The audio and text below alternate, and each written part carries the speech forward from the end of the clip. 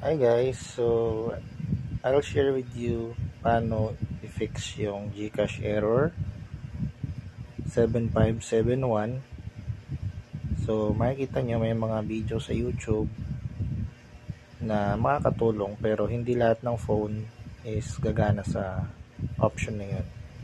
So for example, dito sa model ng phone ko na Poco M2 Pro 5G, so hindi mo ma-search yung build number. So ang gagawin mo lang, punta ka sa settings, then click mo yung about phone, then click mo yung new version ng 7 times.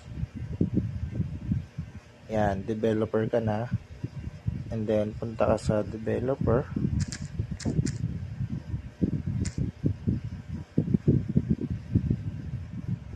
and then itong OEM unlocking, i-off mo yan, and then i-off mo din ulit yung developer.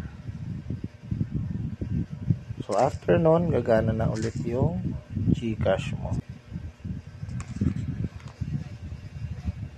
Okay, bye, thank you.